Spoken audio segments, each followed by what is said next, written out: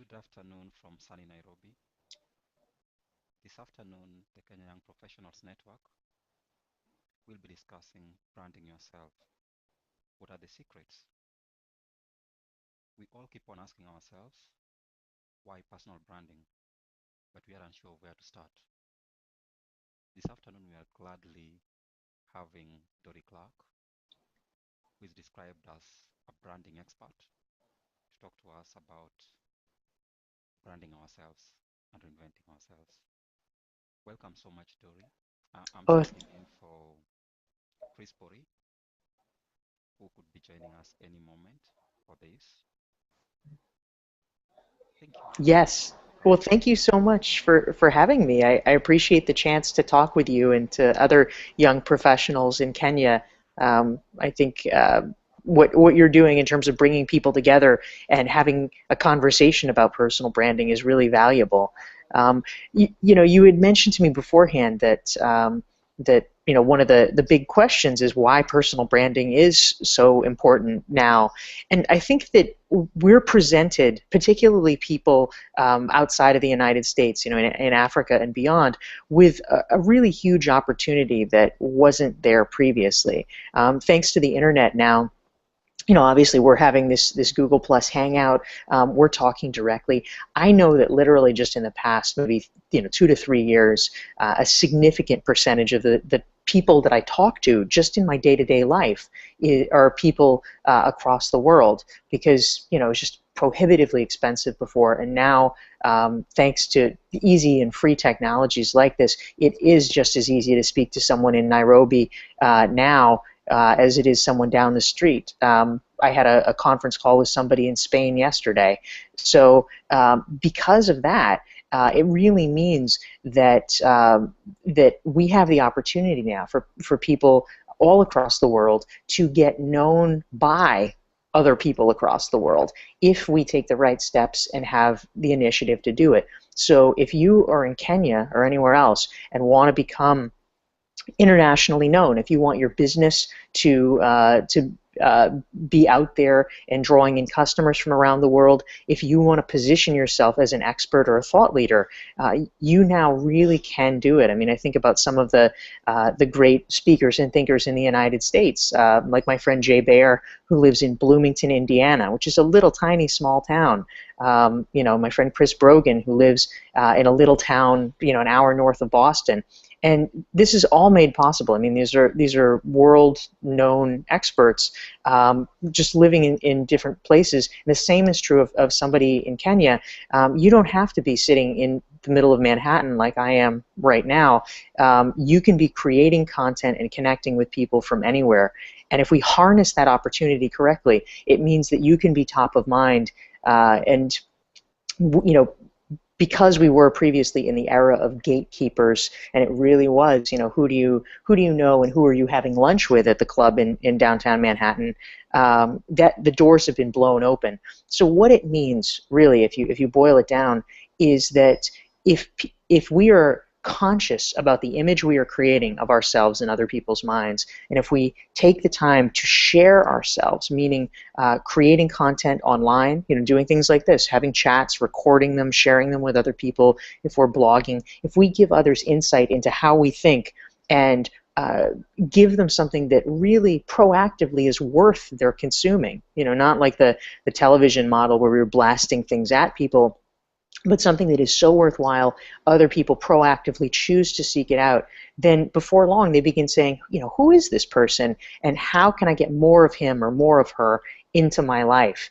And that's really key. The key of personal branding is to be conscious of how you'd like to be perceived by others, and to take the actions that ensure that the right message is getting across, so that when there are opportunities that are out there, you are the first person that people think of. You want to bring the opportunities to you. It's really, fundamentally a pull strategy. That's how I think of personal branding.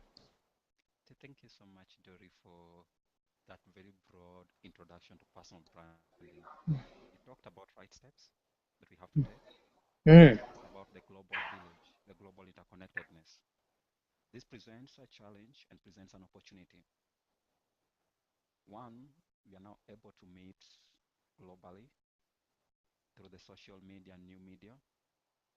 But again, there's nowhere to hide. Mm. Employer, um, business associates, people who are interested in you, Hmm. simply Google up your name and get to know everything else that you do and what you stand for. Yes. Ensure that it's the right message that is for this crowd.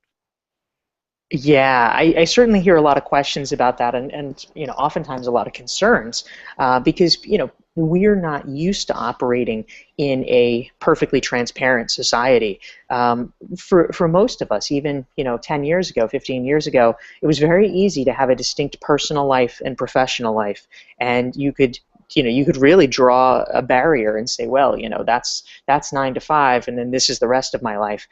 That has become more and more permeable. And in all honesty, I actually think that that is a good thing. I feel like we do need to get more comfortable with transparency and with sharing almost everything. I know some people don't really like that ethos, but for me, I actually feel like it makes, yeah, I know, right? Am I freaking you out? I actually think it makes us better as human beings, though, and I will tell you why.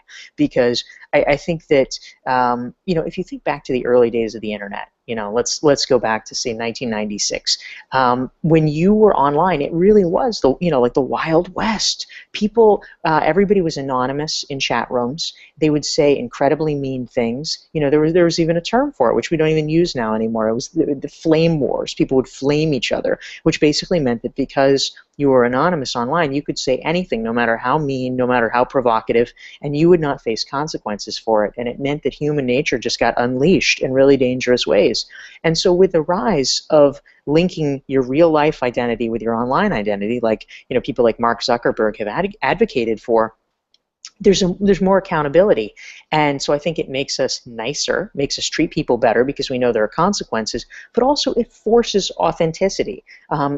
One of the biggest criticisms of personal branding that some people feel, I think it's a misunderstanding, is that they think personal branding is about fakeness. They think it is a phony way of trying to figure out what the world wants, and then how do I make myself look more like that? And that's actually the reverse process. What personal branding is, it starts inside you, and the question is, who am I? What am I interested in? What value can I provide? And then how can I show that to the world? How can I share that with the world?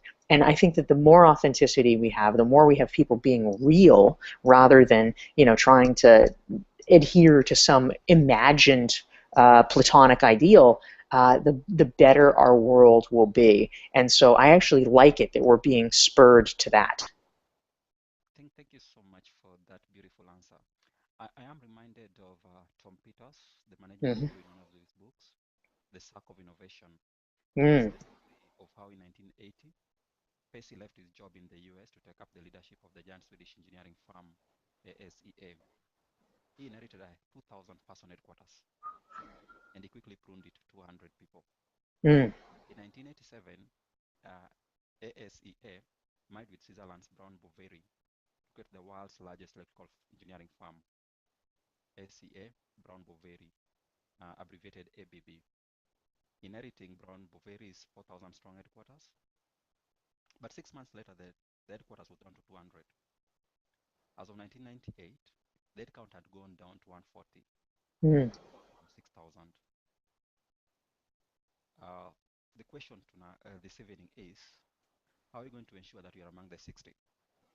Yes, that's well put, and it is the question, really. I mean, we are finding, anyone who's following the news these days, you see a company like WhatsApp, and it's being acquired for, the numbers vary based on how people are calculating the stock options, but somewhere between 16 and 19 billion dollars. I mean, it's absolutely stunning, and there's, what is it? 50, 100 employees. I mean, it's the enormity, the scale is just astonishing. And you can do these things with a tiny number of people. Unfortunately, what that means for the mass of middle-class workers is that something that in the past could have only been accomplished with, a huge, workforce of tens of thousands of people can now be done with 50 people. And so when we are in these tightening this world of tightening constraints where, guess what? They don't need 10,000 people. They need 50, as you say. How do you make sure you're chosen? And so I think a lot of people don't really want to face that reality because it is a little bit harsh. But if you want to be successful, you really do need to embrace it, because frankly, there's not going to be a chance otherwise.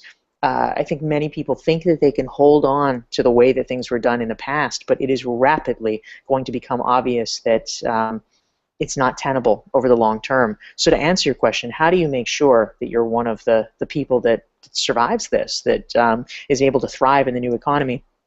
What I would say, this really is fundamentally where personal branding is key. First of all, you have to get clear on the value that you bring. And so in my book, Reinventing You, I talk about how the first step really is understanding, number one, how are you currently perceived by other people? Because we think we know, we assume we know, but it's really essential to have the conversations with trusted friends and colleagues to understand what about you is coming through loudest and clearest. When people think about you, what do they see as your strengths or weaknesses? If you can get that honest view, it's really helpful moving forward. Step number two is proactively carving out a vision of how you'd like others to perceive you. Are they really entwined? Are you being seen the exact way you would like to be seen now? Or The reputation. yes. And so, for most people, however, there's a little bit of a gap between how they want to be seen and how they are seen. And so if that's the case, you have to come up with a plan, a strategy to ensure that one meets the other. Sometimes that means getting a little additional training. Maybe taking a course to build your skills in a certain area. Maybe it means that there's a behavioral practice that is holding you back, like you're not good at delegating and you need to get better at that. But that can really help you strategically get to where you want to go. And then third and finally, it's about living your brand, by which I mean making sure that everything you do, this goes back to authenticity, is consistent and enables people when they meet you or when they hear about you to be getting a really coherent message about, oh, that's what this guy stands for.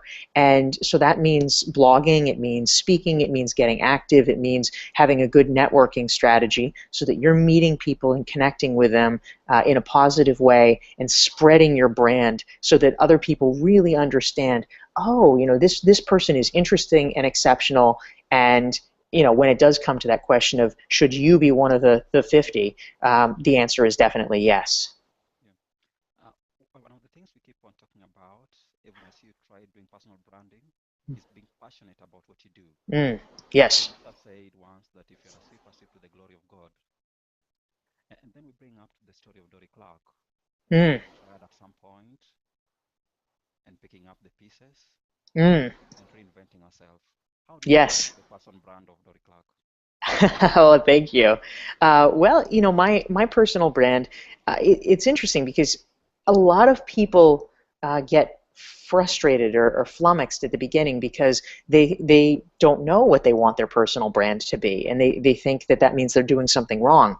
But in actuality, that's a really normal part of the process. It took me, I would say nearly a decade to really be able to find and understand what I wanted to do in my life and with my career.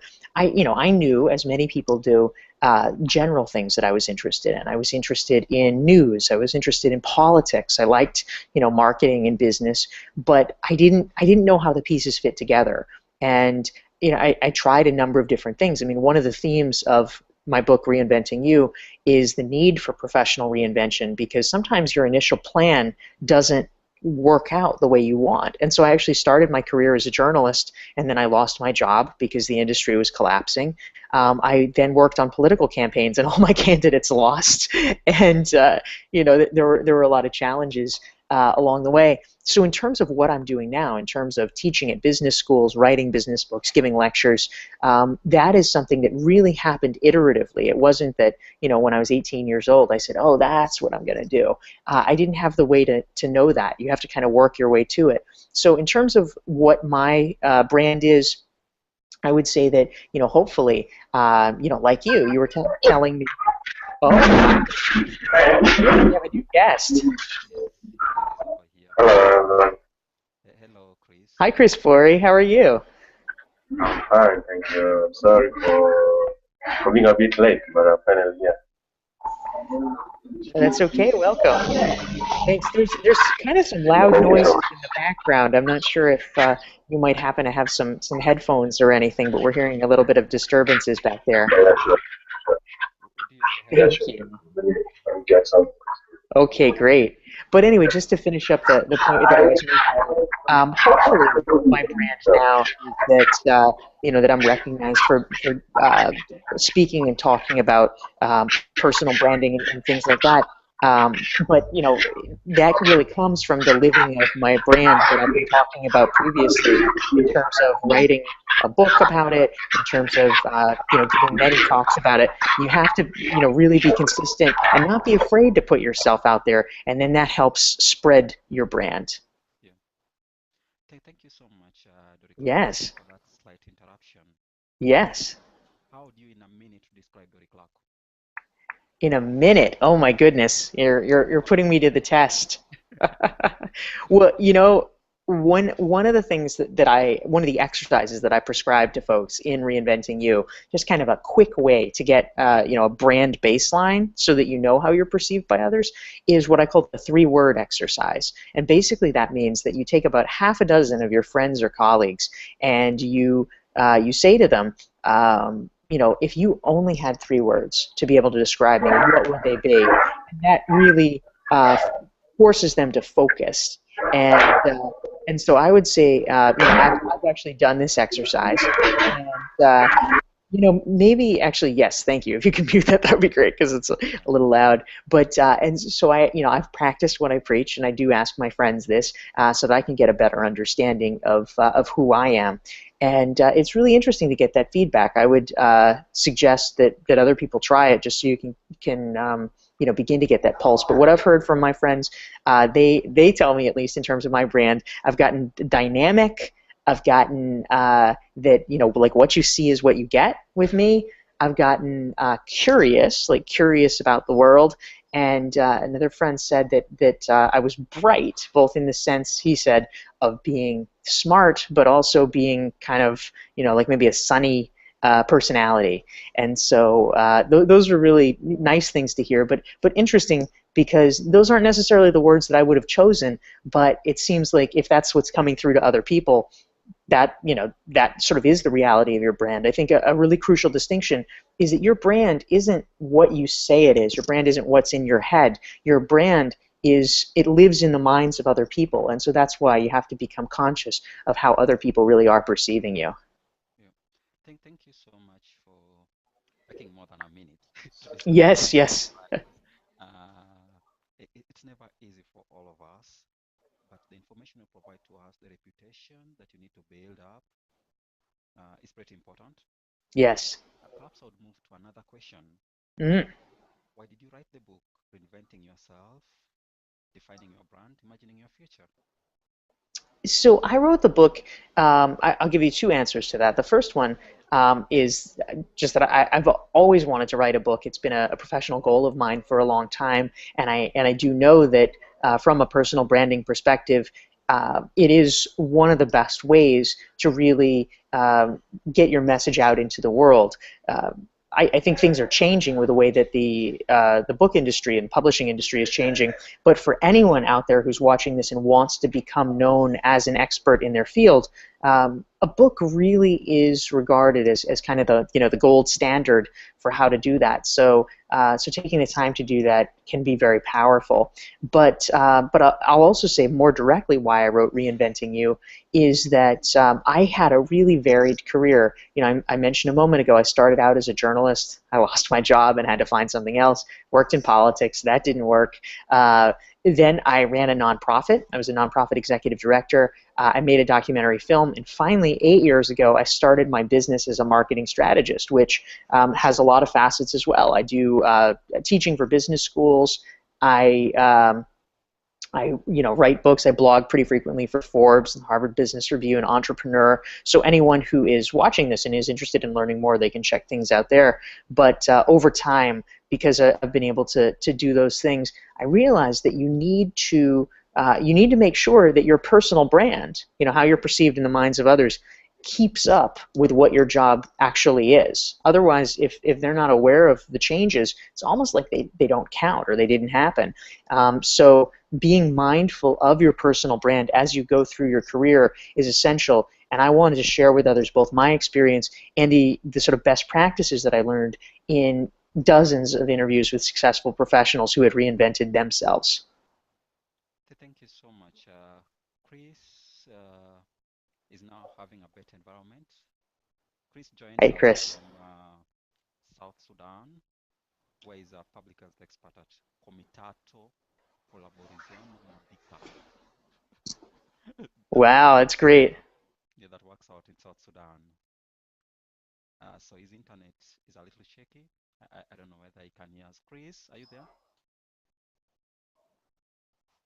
I think Chris is still muted.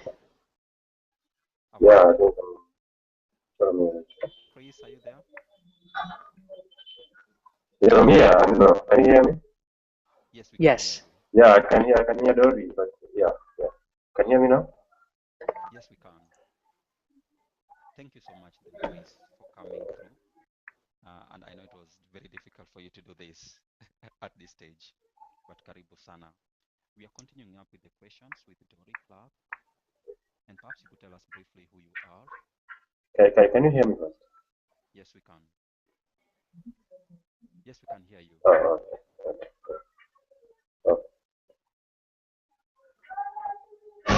Right, keep on.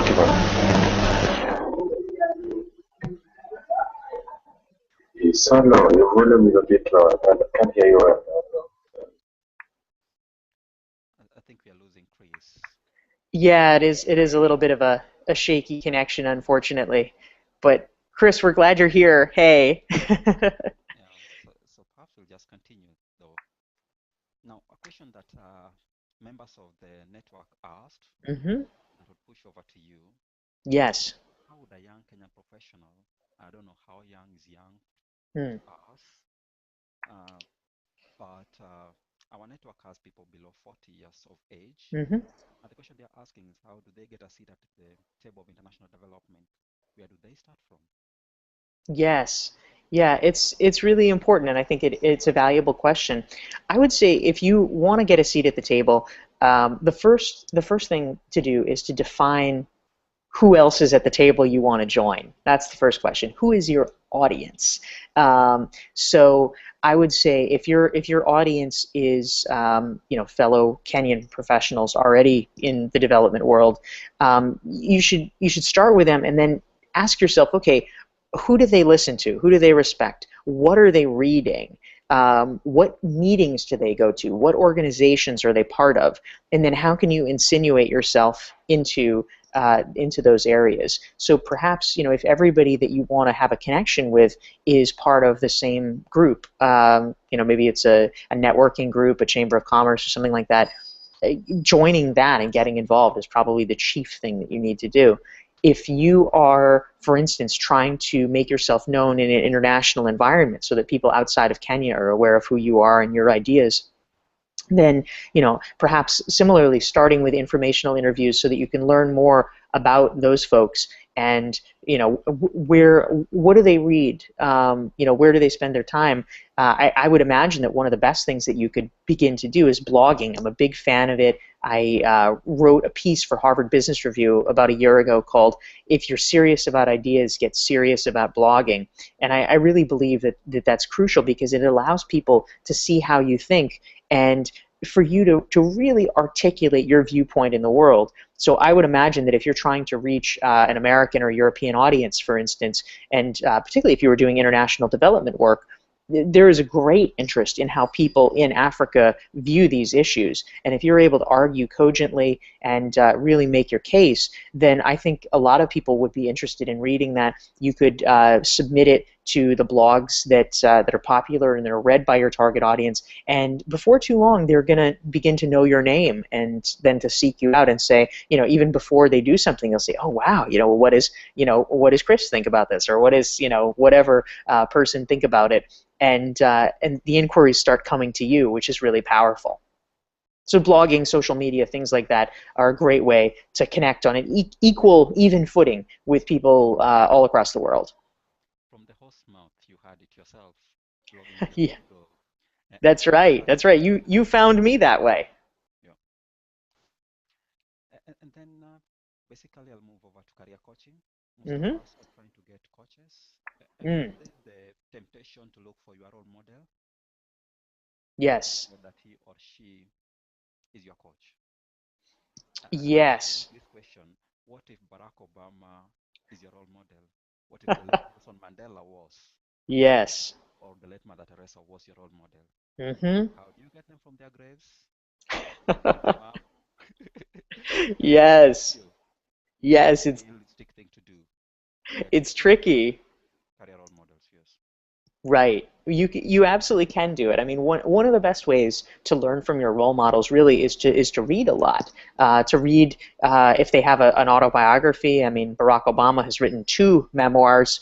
Many biographies or autobiographies have been written about these people, and soaking them in. If there's someone you admire, reading all about their life can be really powerful because you begin to see what is the pattern in the way they make decisions. And if you really want to emulate them, when you're faced with a similar situation, you can say, "Oh, well, what would this person have done in a similar situation?" So someone can absolutely be your guide, your role model, even if they're not someone you have access to, or they're dead even. Um, when we talk about career coaches, I want to make a sort of distinction, and people use the terms different ways, but in terms of how I'm thinking of it, typically, I guess in at least a U.S. business environment, when we think about a coach, that's usually a paid position, someone that you're hiring to help you, whereas maybe a mentor is someone who is that you admire, who's usually, although not always, doing it for free. And so I'll say that in terms of coaching specifically, if you are paying someone to guide you, someone who's a professional, you want to make sure as you're choosing someone that there's a good fit, that you feel like there's a good chemistry between you, because above and beyond the very basic thing about what are their professional credentials, do they have experience in the realms that you're interested in, you want to make sure that it's someone you really trust and feel comfortable with. And I actually wrote a piece that people can Google if they're interested in, for the National Center for the Middle Market blog, about the pros and cons of professional business coaching that might be of interest. But to answer specifically about mentors, I think that one of the key points that I make in Reinventing You is that in the past, people often looked for like the one perfect mentor who represented exactly like everything that they wanted to be. And that's getting harder and harder to find. I suggest that people instead have a team of mentors where each individual might not be everything you want to be, but they have at least 1 or 2 qualities that you really admire, so that you can then learn those qualities specifically from the person. And that way you have a base of support and can really be taking in information. Thank you so much for providing that broad and very succinct answer on the difference between coaching and mentoring and where it all applies to us. Mm. Uh, Going with that, a number of us ask, how do you create a new personal brand, Mm-hmm. even as you get a career coach? I think building up this is when is it the right time to reinvent yourself? Mm-hmm. Yes. Great question. So I'll start by saying that there are 2 forms of professional reinvention, basically. There's the dramatic kind, which is maybe what we think about, which is where you decide to change careers, or maybe you've made a big move from one company into another. Maybe you've lost your job and you're forced to kind of reevaluate. Those are things that are really important, but they don't happen all the time. That's sort of big reinvention. But I would like to suggest to people that every day, just as part of our normal practice, we should have what I call a reinvention mentality. That it's really helpful because the world of work and technology is changing so rapidly. We need to not be afraid to try new things and to stretch ourselves. To really embrace reinvention and just make it a habit, so that, for instance, one of the things that I try to do every year is to pick something. It could be a professional goal, it could be a random goal. One year my thing was that I wanted to learn more about jazz music, but you pick something, and just as part of what you're doing, make it more of a focus. So if in 2011, I think it was, jazz was my focus, I would just try to make an effort in small ways. Maybe it's, well, what am I going to do on a Saturday night? Maybe I'll go to a jazz concert instead of, just staying at home and watching television. Oh, I'm going to watch a documentary film. What should it be about? Well, I should probably watch Ken Burns' jazz series so I can learn about that. And just in the small choices,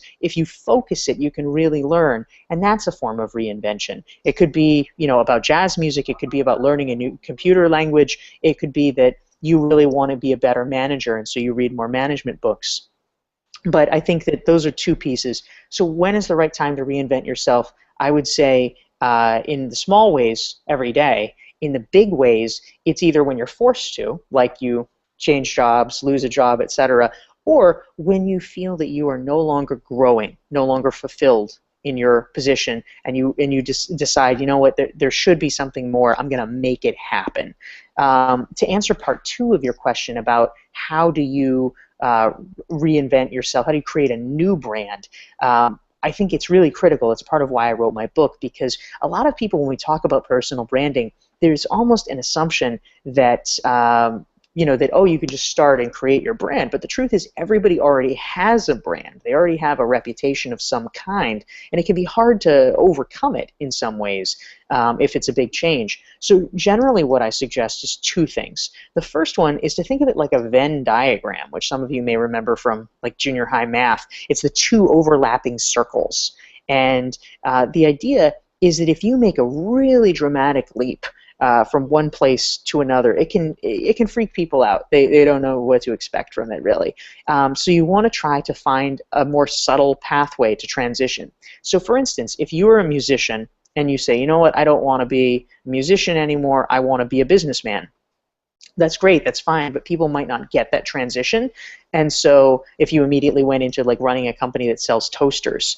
And so what I would suggest is, if you're a musician and you want to be a businessman, start out by taking your first job as working at a music business company, so that people can say, oh, well, that makes sense. I can see where her skills would be valuable in that area. And then if you decide that you're done with music and you want to sell toasters, you can move from there. But don't make 2 leaps. Make 1 leap so people can see the transition better.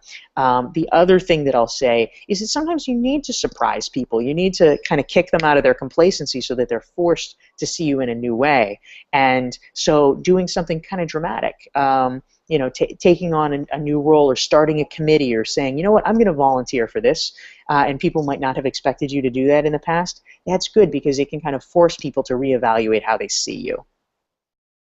Thank you so much for sharing with us your own personal journey in reinventing yourself. But I would want to comment that we can only connect dots looking backwards. It's very difficult to connect the dots looking back, looking ahead. Yes. You must have a sort of light on the hill to know where to. Looking up, what were some of the critical moments for success? And just note, failure is part of all of us. What were your failures? What are the pitfalls that we need to avoid learning from you? Right, absolutely. Well, it's true. You only fully make sense of something looking backwards, but you do need to have a kind of guiding light that you're walking towards, absolutely. And so I think that, one thing that is underrated perhaps in our era of data, big data, is the role that intuition plays. I mean, now some of the most interesting research that's coming out is actually talking about what it means to have a feeling in your gut, and it turns out that that literally, I mean, your stomach, it has what researchers call a second brain, and it's kind of a parallel system to your brain in your head, and that they're really valuable signals that your body is sending to you. And so I think one really basic level is to ask yourself, do you feel comfortable with your decision? When you were thinking about it, are you excited to get up and go to work in the morning? Do you feel like there's a sense of progress and momentum? Or are you actually dreading it and saying, oh, why do I have to do this today?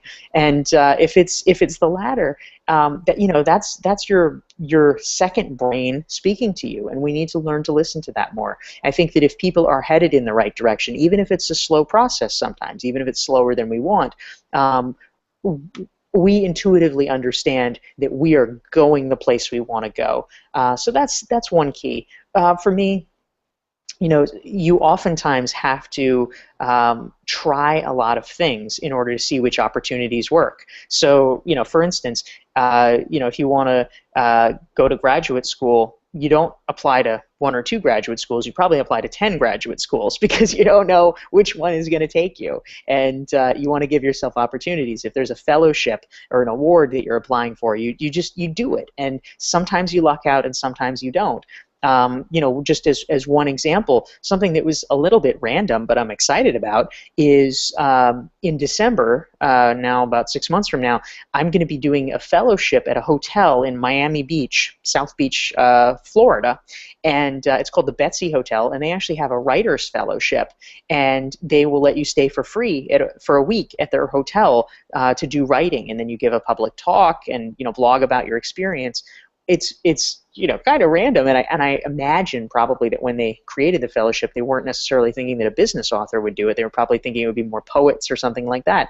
But I read the description. It didn't preclude business writers from doing it, and I thought that sounds fun. That sounds interesting. So I applied, and they said yes. And you could have never really predicted it, but I imagine that it will probably lead to some interesting connections and opportunities. So that's something that I tried for. That wasn't apparent that I would get. But I'm saying yes to the opportunity, and they said yes to me. So we have to understand that just as we say in America, right, throwing spaghetti against the wall. That's what you have to do. You have to throw the spaghetti against the wall and see what sticks, and be willing to accept that a lot of it's going to fall to the floor.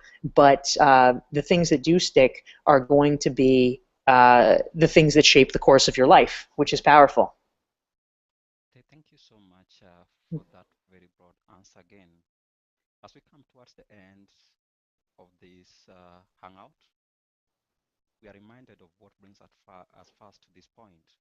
We all want success. Mm-hmm. And before I pose any question to Dorie, I'll narrate a short story told by the Russian writer Leo Tolstoy in his book. He asked the simple question, how much land does a man need? In this book, he narrates the story of a man who was asked to walk all the land he needed as long as he had to be at the starting point before darkness. The deal then was that he would get all the land as far as he walked and back. He started at daybreak and walked and walked and walked. Every time he thought it was time to start heading back, he would think of a little more land to walk ahead. The sun started threatening to go down and started walking back. The sun was now threatening to set faster. He began to run. He ran and ran and ran. He tried harder and faster. Finally, as the darkness was about to fall, he crossed the finishing line with final leap and fell on the ground with blood oozing out of his mouth. His servant who had accompanied him dug a shallow grave, long and deep enough to bury his master's dead body. Leo Tolstoy answered his question, how much land does a man need? Only enough to cover him from the head to toe. And so now I would ask Dorie Clark, how do you define success? How do you plan for success? And how much land does a man need? So philosophical. Oh my goodness, what a great way to wrap up. I love it. Well, obviously there's not one right answer for how to define success. I mean, in terms of the particulars, everybody has a different vision. For some people, it's a happy family. For some people, it's that they want to have a particular adventure. Maybe they want to live in a foreign country, or maybe they they want to become a billionaire so they can buy a sports team. I mean, who knows what it is? But I would say that my rule of thumb, the way that I think about success, is the question, do you think that you're fulfilling your potential? I think that the saddest thing for me is when people feel like they have something inside themselves, they have a gift inside themselves, and they are not able to properly share it with the world. Wasted potential is really sad for the individual, and it's sad for the world. And I think that for me, really a driving force in terms of talking about personal branding is that I want to see a world where people are able to share more of themselves and contribute more. And I'm so excited about the potential that is there, because in the past, it may have been pretty difficult for people in farther the farther reaches of the world, and I include myself in it. I mean, a lot of business is done and led from the United States, but I grew up in a small town in North Carolina, and when I was growing up in the pre-internet era, it was tremendously difficult, even for somebody in the United States, but in a little tiny town, to be able to be part of the discourse or to make a difference, to get noticed. And certainly that was true for people from other countries or other continents.